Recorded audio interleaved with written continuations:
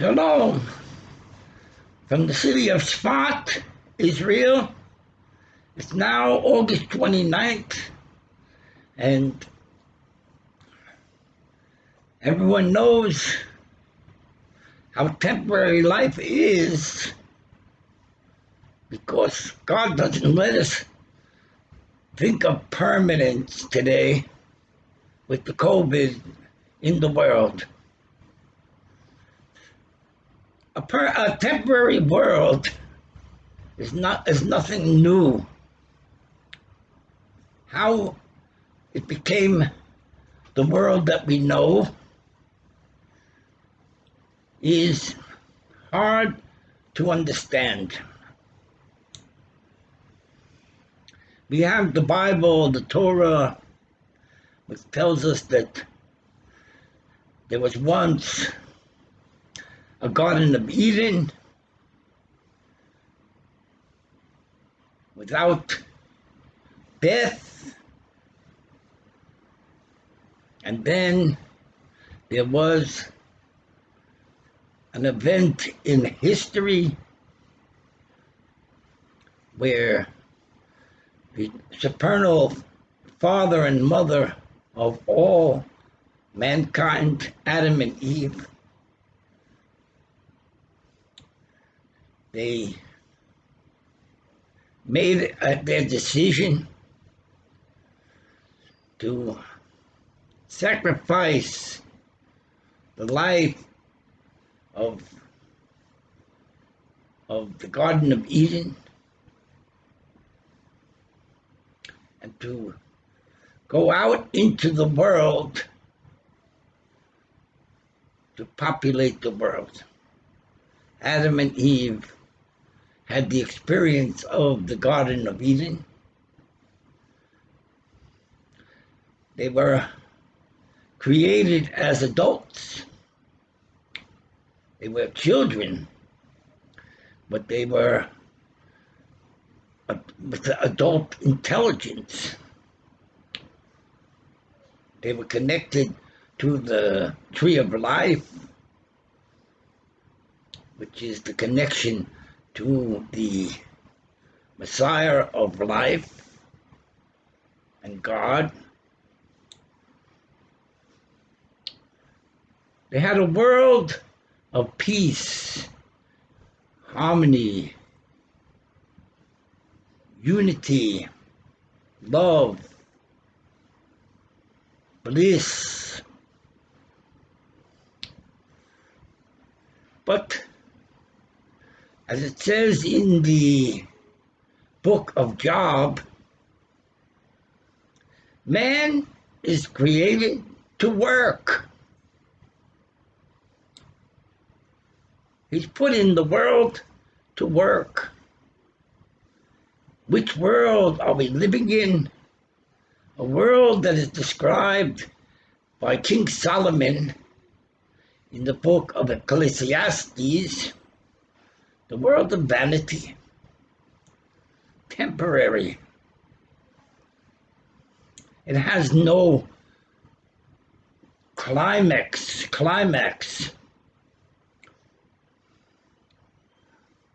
I want to first read certain portions from the book of Ecclesiastes to sum up where we live, with the world that we live in, and then in the end, to try to see if we can find a spark of truth and eternity within this permanent world. The words of Solomon, Koheles he was called. One generation passes away and another generation comes, but the earth abides forever.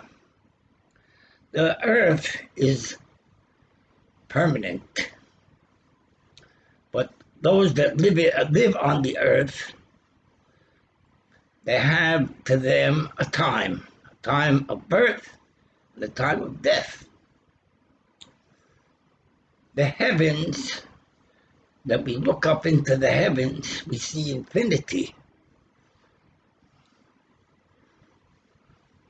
And we look down to the earth, we see the permanence of the earth, that we live on the earth under the heavens. For in much wisdom is much grief, and he that increases knowledge increases sorrow.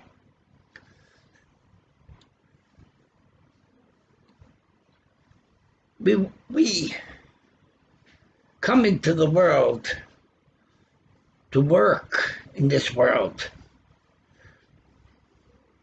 The work in this world is to make a family and populate the world, and to educate our children to be righteous and live moral and constructive lives. Another part of life is to learn. Learning comes through life experience. Learning comes from studying.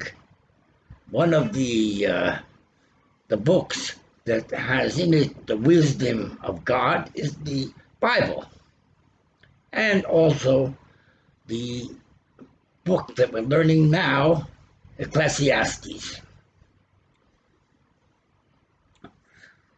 There's part of life is for learning and for wisdom. Another part of life is for work. Adam and Eve were born with wisdom. Our children are the Son of Man. Adam and Eve were the children of God. Our children today need to be educated. If they're not educated properly, they become criminals. They become not constructive in their lives. They're not motivated in their lives with a purpose. And the major purpose that is given in Ecclesiastes and is given in the Bible is to build the kingship of God on earth. That is through following the instructions of the prophets. The King Solomon, Moses was his major prophet. For Jewish people, Moses is the prophet of Jewish people, prophet of truth, the giver of the law, the giver of the 5 books of Moses. Solomon is called the wisest of all men.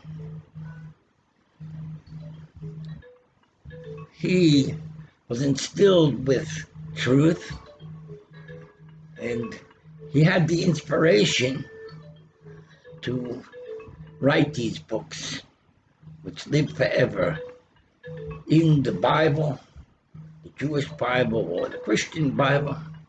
That is Ecclesiastes, Proverbs, and the Song of Songs. For in wisdom, in much wisdom is much grief, and he that increases knowledge increases sorrow. That when we learn, we become wise, we feel the sorrow and the sufferings of others. People that have no wisdom, they only think about themselves.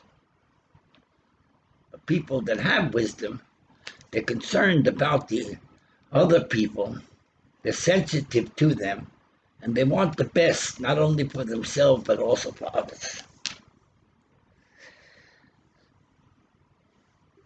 there's there in life, we believe there's a book, and everything is written in this book. That book is the plan of that God had in front of him when he created the world. And in it is the whole history of creation before it ever started. It's like the movie before we play the movie.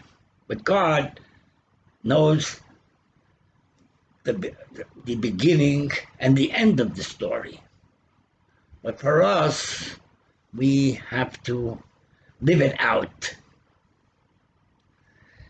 So it says, to everything there is a season, a time to every purpose under the heaven, a time to be born, a time to die, a time to plant, and a time to pluck up that which is planted, time to kill, and a time to heal, a time to break down, and a time to build up, a time to weep, and a time to laugh, a time to cast away stones, and a time to gather stones together, a time to embrace, and a time to refrain from embracing, a time to seek, and a time to lose, a time to keep, and a time to cast away, a time to rend, and a time to sow, a time to keep silence, and a time to speak, a time to love, and a time to hate,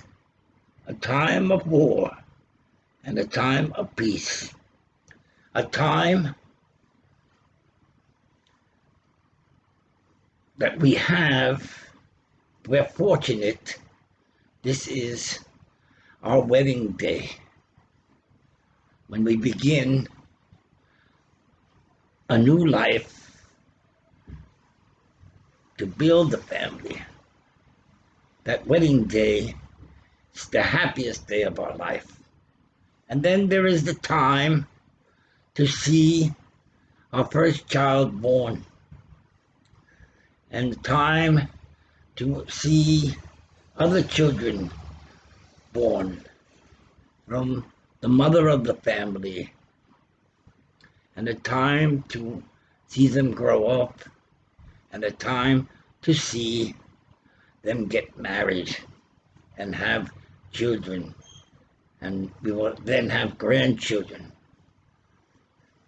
And they will be alive when we're old.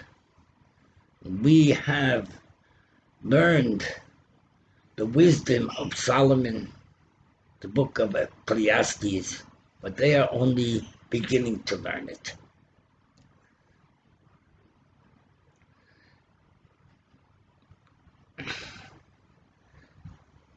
I know that there is nothing better for them than to rejoice and to do good in their lives. Also, that it is the gift of God that every man should eat and drink and enjoy the good of all his labor. I know that whatever God does, it shall be forever. Nothing can be added to it, nothing nor anything taken from it. And God does it.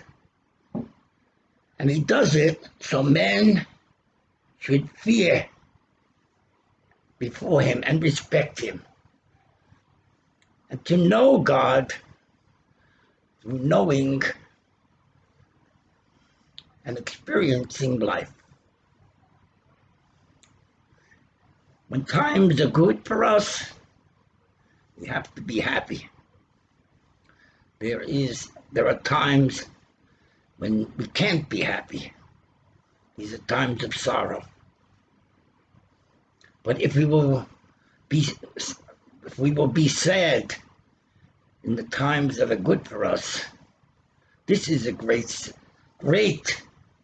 sin, to be sad when you have the opportunity to rejoice. and the right reason to rejoice. All go to one place. All are of the dust, and all return to dust. Who knows whether the spirit of man goes upward and the spirit of the beast goes downward to the earth? So I saw that there is nothing better than that a man should rejoice in his work, for that is his portion. For he shall bring him to see what shall be after him. Everyone,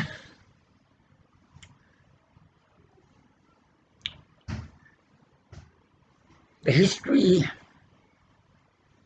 Adam was created from the dust. There's one soul, which is the breath of life, which we all share. And when this breath of life enters into the body, the time of birth, and it grows with the person, and it grows together with the creation of God. It's all part of one breath. And each person has a part in this one breath. And his body is enlivened through the soul, which God has given him and given to all mankind, the soul of Adam. And this soul is eternal. But the body begins as a child, it matures, it becomes a teenager, it becomes a young adult, it becomes an old man. And then it's no longer a vessel to receive this breath, and it dies, returns to the dust. It came from the dust. That's Adam was created from the dust, and it returns to the dust.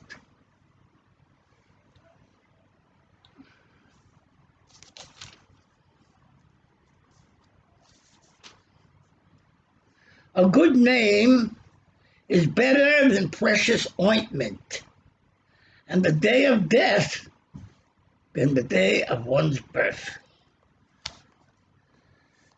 Building respect for yourself and respect for others, building a good name, to be liked by people for your good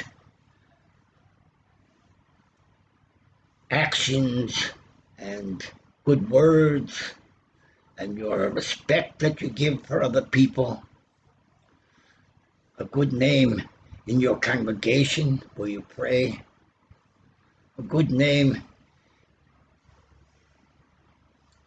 that God knows you through this name, like he called out to the forefathers, Abraham, Abraham, Moses, Moses. God calls you by your name. He connects to you through your name. Adam is the first of all God's people on earth, and his soul he shares his soul with all of mankind.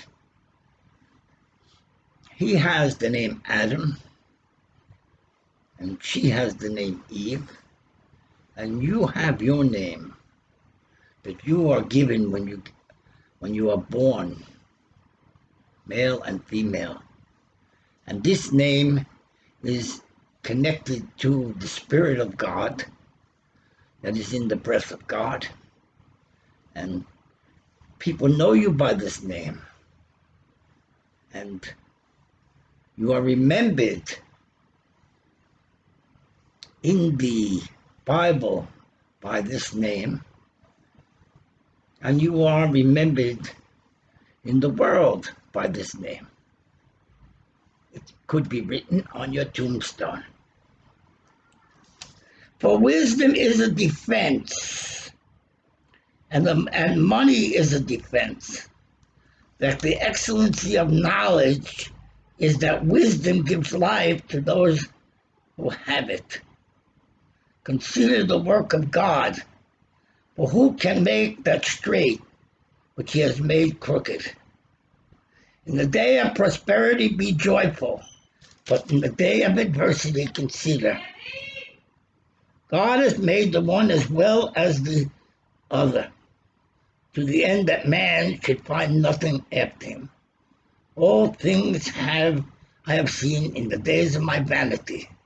There is just man who perishes in his righteousness, and there is a wicked man who prolongs his life in his wickedness. Solomon is telling us not to be jealous of the next person. You want to be righteous and honest, and you see that your neighbor, he is a horrible person, but he's very wealthy. The Torah commands us, the 10th of all commandments, in the 10 commandments, not to be jealous of other people for what they have. What is important, the true wealth of a person is in his wisdom and knowledge, and the acts of kindness that he does in his life.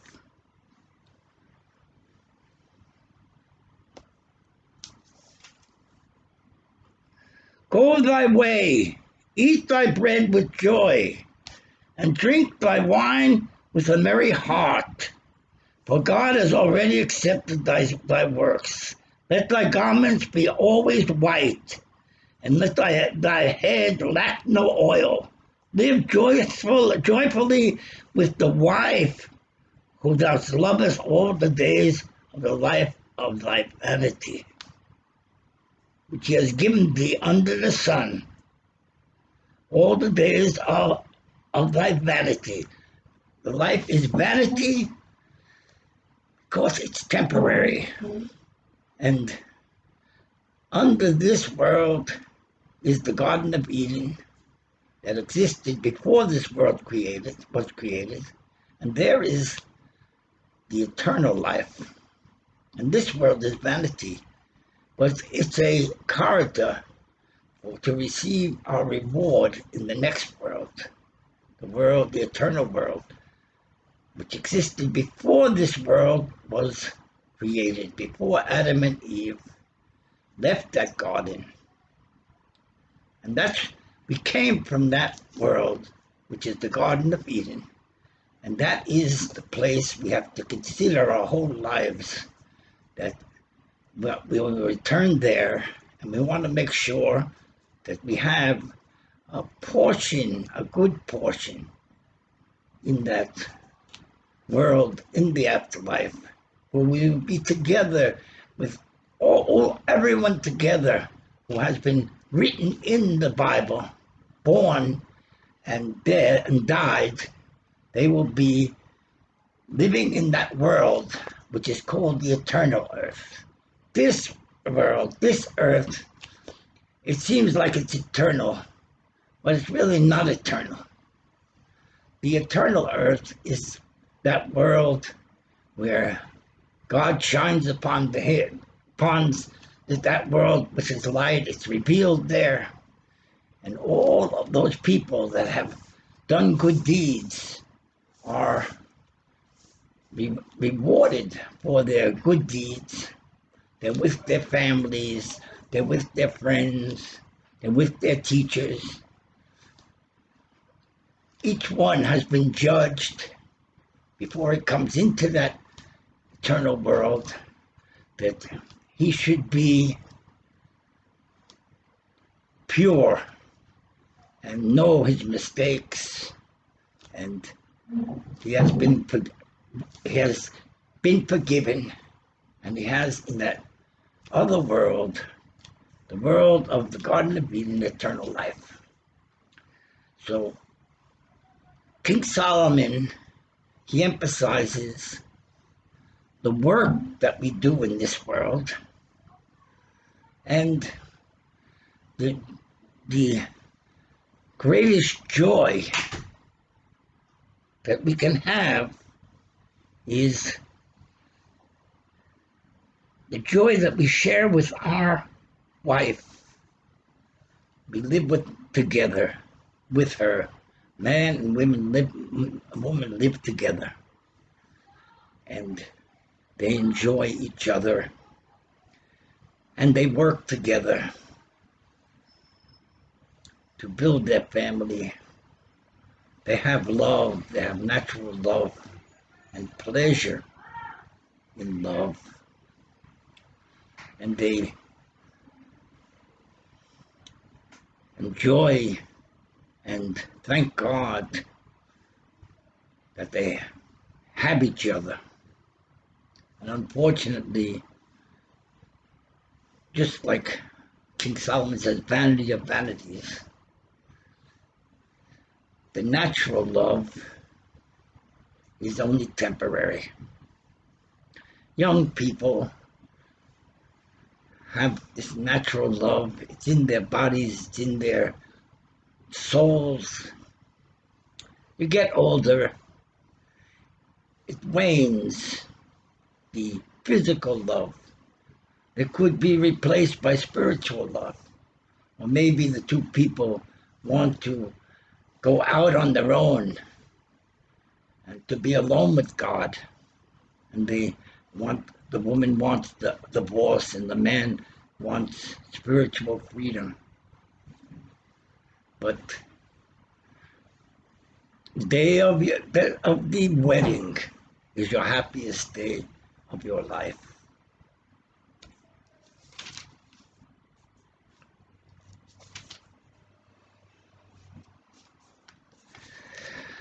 This is at the end of this book, the book of Ecclesiastes.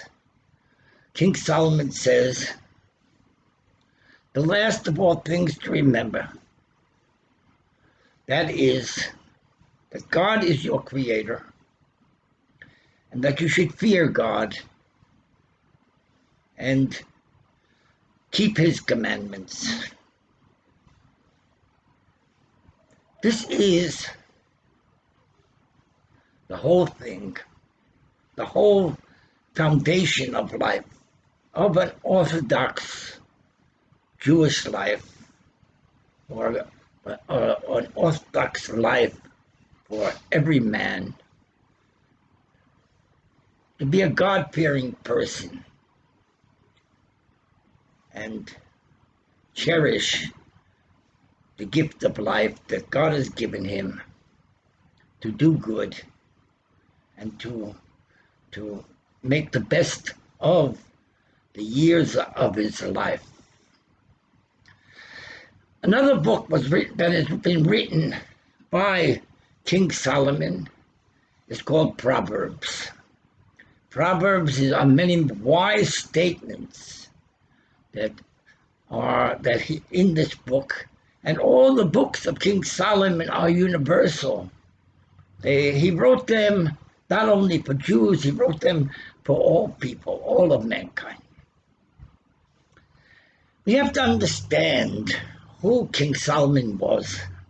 King Solomon built the Holy Temple in Israel. He was only 13 years old when he became king. He was the son of King David, who wrote the book of Psalms. They had conquered the land of Israel, and Solomon was told by King David to know the Lord your God and to serve him with a full heart.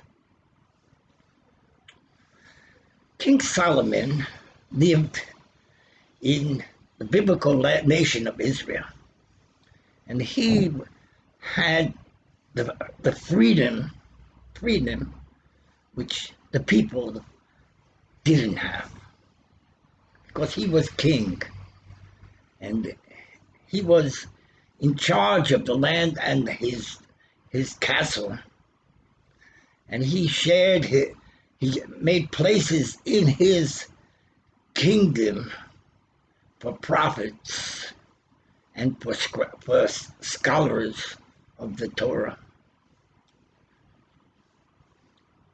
And King Solomon knew what the normal Jew did not know,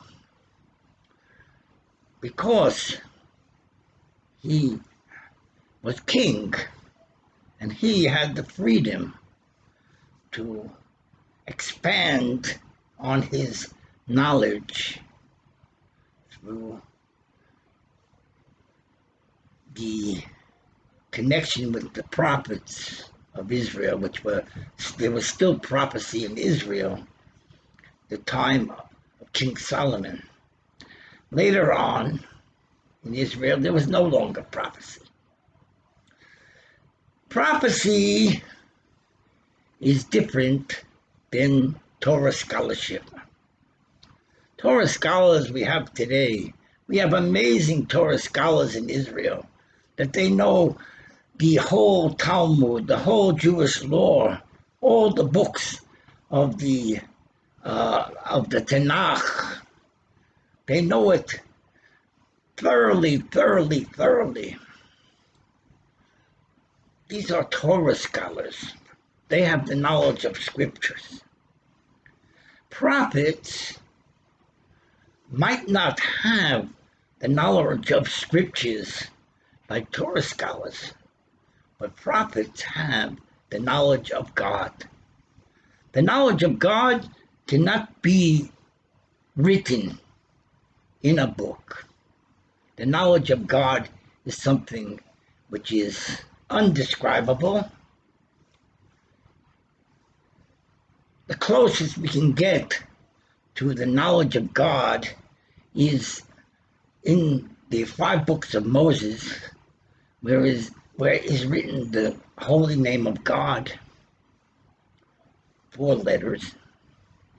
But even that, it's still far away from the experience of prophecy, which is connection to God through prophecy. Solomon was not only a wise man, he also had prophecy. But he was not a prophet, he was the king. But he was the king of the nation of Israel, which had prophets and scholars and priests that served in the temple and Levites that served in the temple.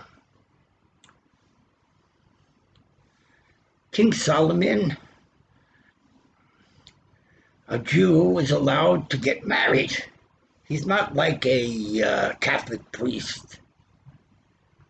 The Torah gives him permission to marry, but he's not supposed to overindulge in physical pleasures. But who could tell the king what to do? So King Solomon had thousands of wives and many concubines. He married women from all the kingdoms of the world. They converted to Judaism. He had treasures, wealth, and at that time, the nation of Israel had peace. The temple was built by Solomon. Now, in the Proverbs, there's one particular statement which is important because it's called the universal faith, universal attribute. And it says there in Proverbs, like a person sees his own reflection as he looks into the waters or into the mirror of the waters. And he sees not once, he sees his infinite presence reflected from one mirror to the next.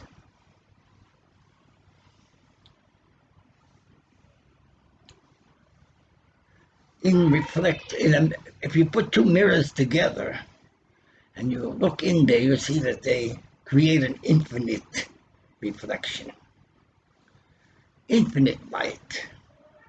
So it says, Kamayim ponim leponim, like seeing yourself in the infinite light of reflection. So should be the way you should have love for your fellow man.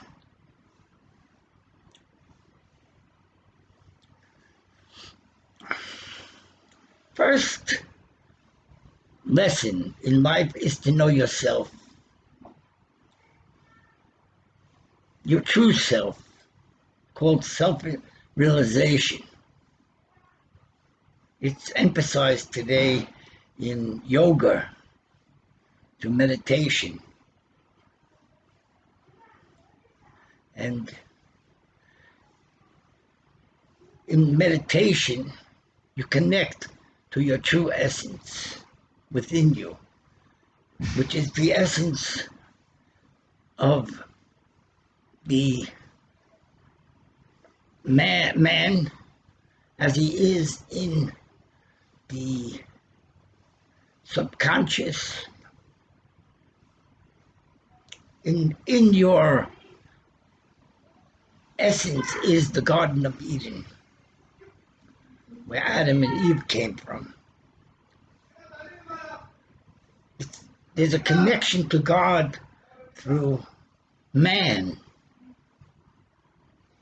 Like he says, like one man, see yourself, Kamayim upon him, your face in the water, infinite reflections.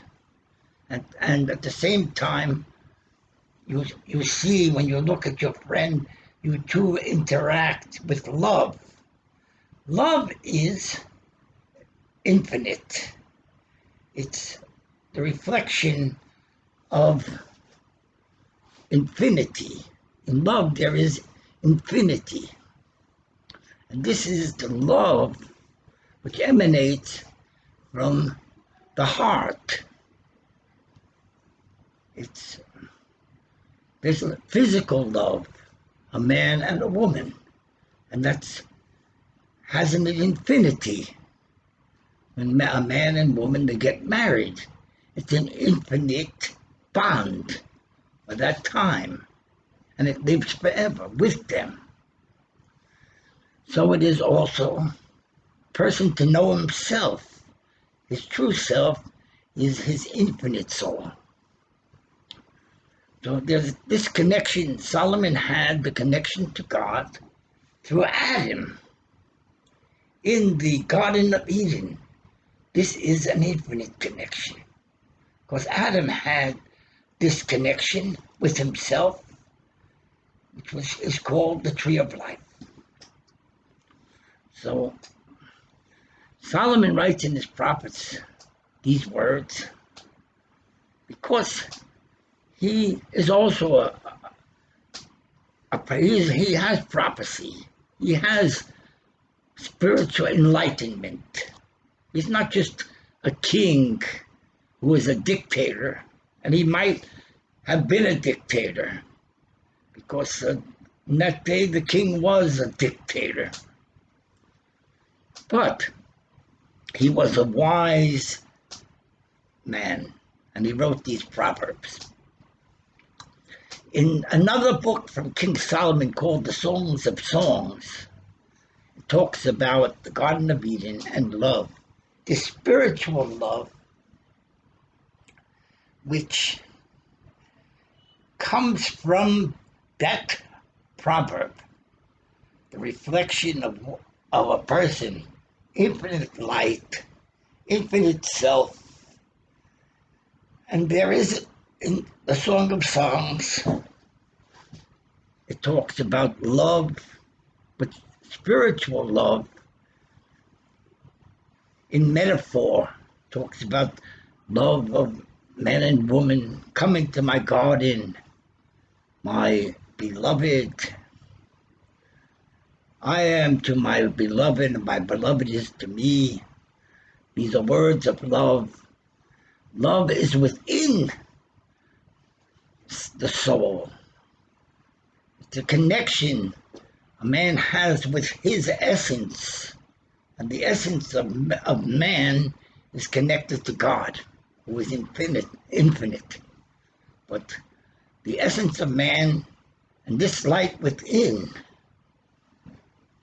is also infinite. And this is the message that Solomon is bringing in the Song of Songs, that there is infinity, there is eternity within the man himself.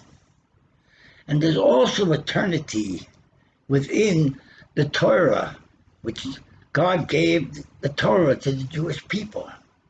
And the scholars have a never ending experience of learning the Torah, the infinite Torah. It's 5 books, but it expands and it shines out into 70 different lights, which expand to infinity. But also Solomon is revealing in the Song of Songs the light within the human being, which is the light of God within the soul, which is infinite light. So Solomon was the wisest of all men. And what we say about Solomon, he, in the end, was overcome by the pleasures of life. All these various things that we say about him it's not really important. What's important is to appreciate the literature that King Solomon has given to us. And in this Song of Songs, King Solomon talks about the times that we are in, which is difficult times. And he says that the Messiah will come someday. We can't be able to push the time of the coming of the Messiah. It can become dangerous for everyone. And we're warned in the Song of Songs not to push the time ahead, but to wait for the coming of the Messiah. At the same time, in the history of Judaism, there was revealed the Messiah to the world, but not to the Jewish people. That is, we know, the birth of Christianity. The Jewish people it was not their time to receive the Messiah. And it did a lot of harm to the nation of Israel. And there were many Jews that were tortured because they wouldn't bow before the statue of the Messiah. Solomon warned, don't push it ahead. It's dangerous. You have to wait. Then God will say when the time has come. He will make that time. As it says, the virgins of Israel have fallen, but they will not get up. In other words, the Jewish people have been living without the Messiah for 2,000 years. The Messiah, only God can bring the light of the Messiah. We can't push it ahead. But it will be revealed. And how will it be revealed? It will be revealed by Moses in the end of time. That this light that Solomon says, wait, don't be in a hurry. His kingship was a theocracy. And he was aware everyone wants freedom. Freedom is wonderful, but freedom is dangerous.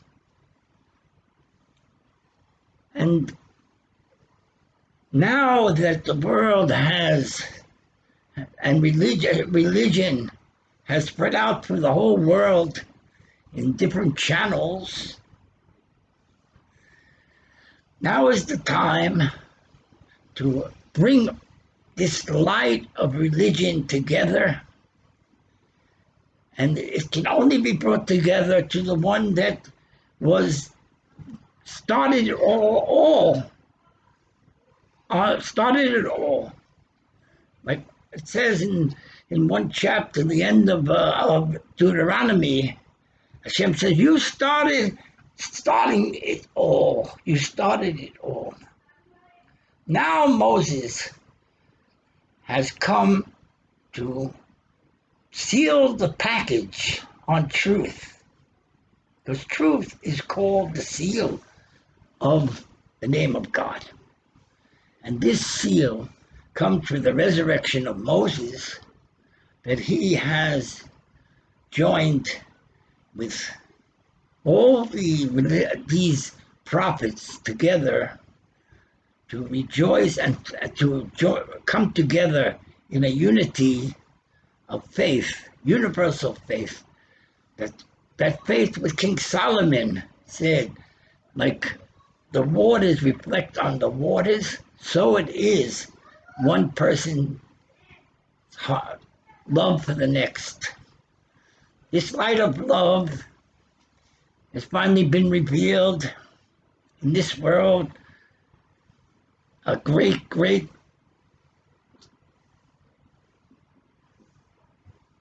learning, the Zohar, called the Zohar, the book of Splendor, came down from heaven and penetrated the Jewish world. And in it is the secret of the universal faith, the letter Aleph, which is the letter which is the number one. It's also the unity of heaven and earth. And the line in the middle of the Aleph is Moses. On top is 1 point, which is the one Messiah, son of Joseph. On the bottom, the Messiah, the same son of David.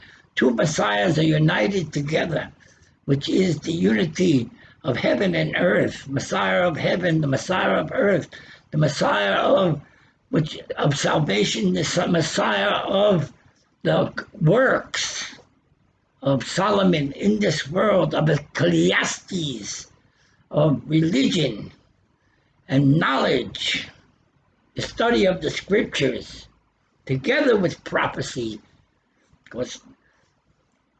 And we are told in the book of Jeremiah that there will come a new covenant. This new covenant to us who learn the Kabbalah is the Zohar. Because the Zohar, whatever is called the new covenant before the Zohar, was incomplete. Even though the intentions were to reveal a new light, but nevertheless, when there is still wars in the world, religious wars. So it's not complete. King Solomon in Ecclesiastes said that the world is temporary and our purpose is to fear God in this world. It's still true, but we have, through the Messiah and the universal faith, the purpose to love God and to see this infinite light, which King Solomon called the reflection of the waters. And Isaiah said that the whole world will be filled with the knowledge of God, like the waters cover the sea. In this day, God will be one and his name will be one. But it's up to you. It's up to you to receive this message, receive the wisdom of Solomon, receive the wisdom of God in the Torah. Solomon says in Ecclesiastes, there's nothing new under the sun, but the universal faith is a new light, and it is for every person who is interested to unite with the resurrection of the prophets and receive this infinite light of God, which is called salvation and truth.